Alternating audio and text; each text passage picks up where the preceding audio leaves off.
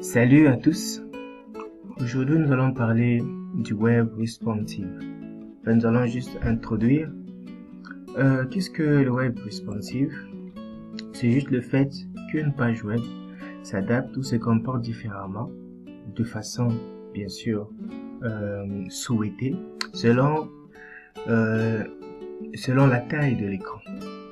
Il existe en effet plusieurs types d'écrans, comme on le voit, des écrans larges, des écrans moyens, des écrans réduits et des petits écrans. Et nous pouvons voir le nombre de pixels en largeur. Là. Tenez par exemple, supposons que cette page ici, cette image, le cadre représente la largeur, la taille de votre écran, l'écran sur lequel vous avez conçu votre page. Bon, voir là 1366 pixels en largeur, et que les trois blocs ABC représentent les éléments de votre page web. Donc là, à l'intérieur, c'est votre page web qui contient trois éléments ayant respectivement comme largeur, ayant respectivement pour largeur 556 pixels, 300 pixels et 480 pixels.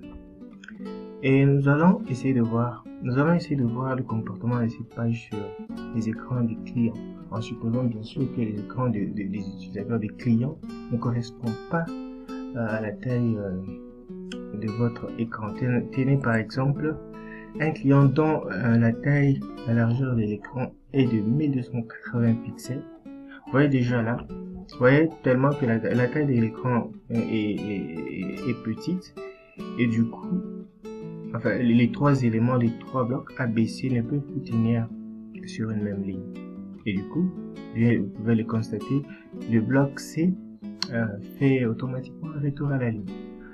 Tant mieux si c'était un comportement souhaité ou désiré. Mais imaginez que c'est pas du tout ce que vous avez prévu. Ce serait vraiment une catastrophe. Prenons un deuxième exemple. Un écran dont la largeur est de 800 pixels. Et là, c'est encore pire. Il y a deux blocs qui sont descendus. Si c'est pas ce qu'on avait prévu, c'est un vrai problème. Et pour résoudre ce problème, eh bien, c'est là que nous parlons du web responsive. Un développeur web devrait prendre en compte cet aspect. C'est un aspect très important à prendre en compte, parce que les écrans, votre page web, vous la concevez pour des utilisateurs, pour des clients.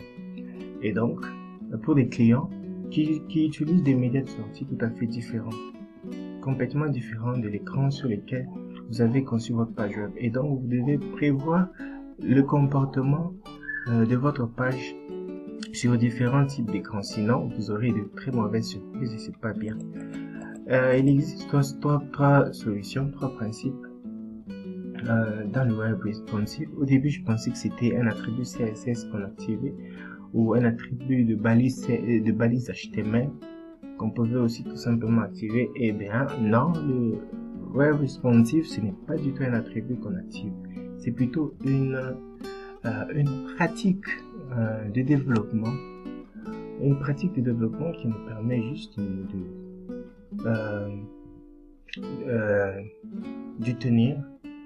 de prendre en compte la variation de l'écran.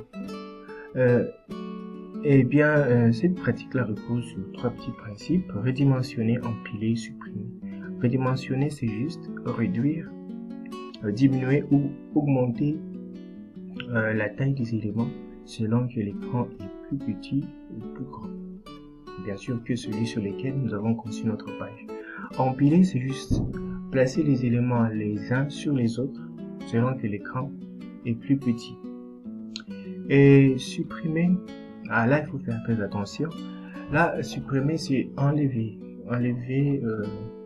de la page des éléments qui n'ont pas beaucoup d'importance.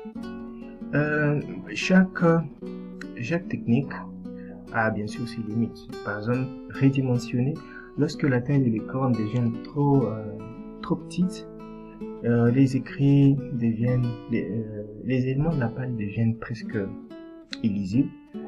Et là, il faut recourir à l'empilement. il faut peut-être empiler. Là aussi, empiler parfois entraîne un certain désordre. C'est aussi la limite de l'empilement. Et donc là, il faut recourir à la suppression, enlever de la page des éléments qui ne sont pas très importants. Vous avez là à côté, il y a quelqu'un qui est en train de faire des tâches ménagères. Ne faites pas attention à ces bruits-là. Et là, nous allons prendre un exemple de page. Canet Corporation. Excusez-moi. La charité bien ordonnée commence par soi-même. Je prends donc l'exemple de ma maison. Canet Corporation. Voilà, c'est une maquette. Nous allons donc entrevoir le comportement de notre page selon la variation de la taille de l'écran. Nous allons considérer que notre page devrait se comporter de cette manière-ci sur des écrans larges, c'est-à-dire supérieurs à 1200 pixels. Encore une fois, ne faites pas attention au bruit d'à côté. Nous allons prévoir que notre page devrait se comporter de cette manière-là sur des écrans moyens, c'est-à-dire supérieurs à 992 pixels. Bien entendu, inférieur à 1200 pixels. Notre page devrait aussi se comporter de cette manière-là sur des écrans réduits. J'espère que vous avez remarqué les changements.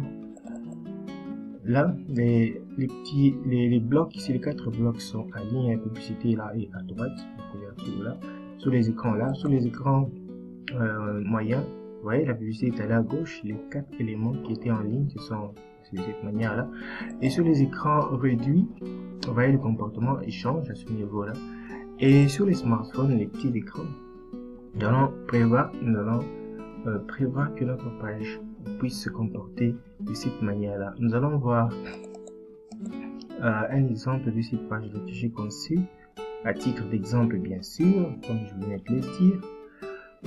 Voilà, c'est notre page Canet Corporation.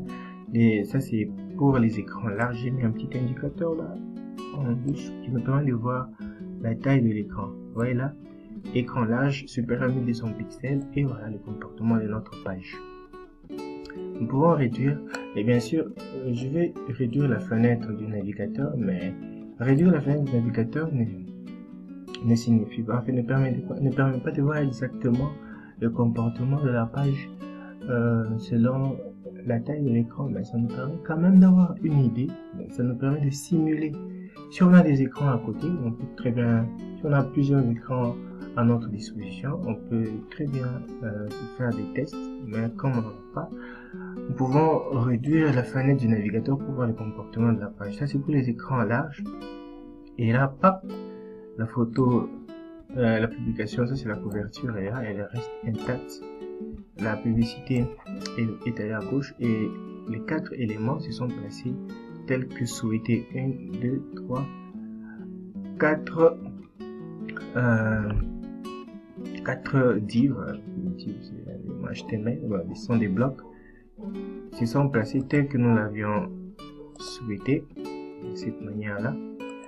Et la taille de l'écran est supérieure à 992 pixels. C'est un écran moyen.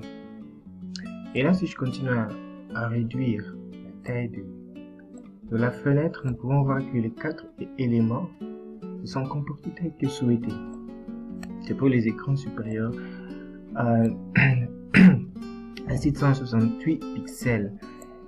Et si je continue à réduire, et là, hop, voilà le comportement de notre page pour les smartphones, c'est-à-dire dans la taille de l'écran est inférieure à 768 pixels. Là, vous pouvez même constater que la couleur a changé à ce niveau ici. Donc, le comportement de notre page tient en compte de la taille de l'écran. Je le mets. Voilà, c'est le web responsive, c'est tout simple, c'est une très bonne pratique. C'est important qu'un développeur web puisse prendre en compte cet élément-là. C'était la première partie du web responsive. Ce n'était qu'une introduction, bien sûr. C'était une manière de vous donner le goût au web responsive. Et pour ceux-là qui n'étaient pas au courant, c'était aussi une façon de leur passer l'information.